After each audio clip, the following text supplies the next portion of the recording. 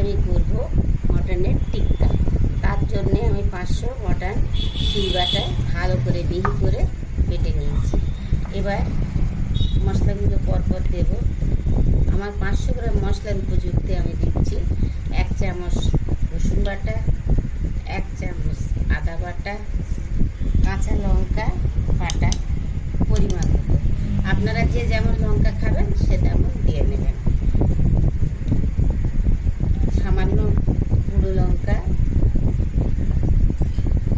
পরিমাণ মতো হলুদ,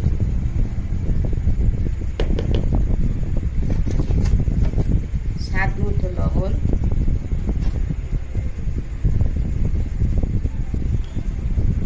জিরের গুঁড়ো দিলাম, কালো গোলমরিচের গুঁড়ো দিলাম,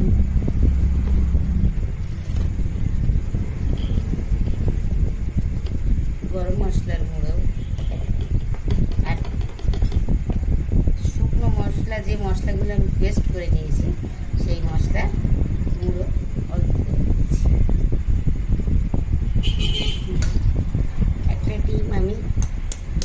একটা ডিম কাটিয়ে নিয়ে একটা ডিম দিলাম। এবার এটা ভালো করে মিক্স করে নেব। সামান্য বেসন দেবো আমি বাইন্ডিংয়ের জন্য, সামান্য, আপনারা না দিলেও হবে, সামান্য দিচ্ছি। দিয়ে এবার এটা ভালো করে মিক্সড করে দেব। ভালো করে এইভাবে ভালো করে মশলাগুলো দিয়ে মিশিয়ে নিলাম। এবার আমি এটা এইভাবে মিশিয়ে নিয়েছি। এবার আমি এটা ঢেকে রেখে দেবো 15 থেকে 20 মিনিট পর্যন্ত। এভাবে ঢাকা থাকবে। 15 থেকে 20 মিনিট পরে আমি 20 মিনিট পরে ফিরে এলাম। আমার মাংসটা দেখুন কি সুন্দর সফট হয়ে গেছে।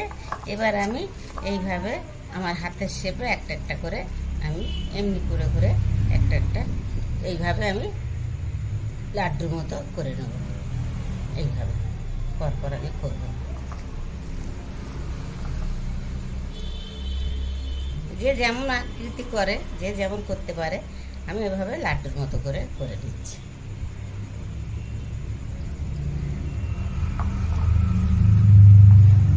এইভাবে সবকটা টিকে তৈরি করে নিলাম। এবার আমি মূল পর্ব রান্নায় যাব, ভেজে নেবো। এবার ভাজতে যাব।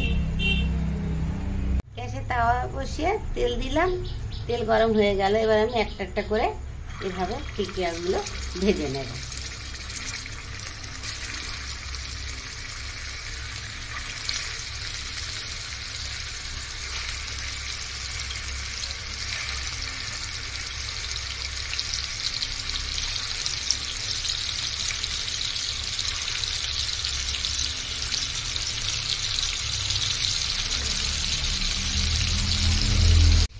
এইভাবে একটার পরে এরকম উল্টে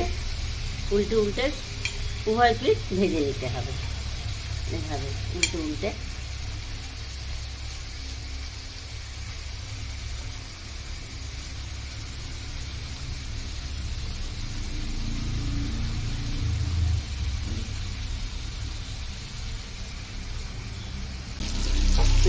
গ্যাসটা একটু স্লো করে দিয়ে এভাবে নেড়ে চেড়ে উল্টে পাল্টে আমার টিকিয়াগুলো সব ছাঁকা কমপ্লিট হয়ে গেল।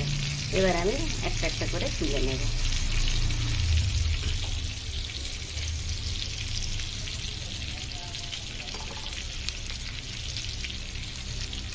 আমার মটন টিকিয়া রেডি। আমার এই রেসিপিটা যদি ভালো লেগে থাকে আমার চ্যানেলটাকে সাবস্ক্রাইব করবেন, শেয়ার ও কমেন্ট করতে ভুলবেন না। আজ আসি, আবার অন্য এক রেসিপি নিয়ে আপনাদের সামনে হাজির হব।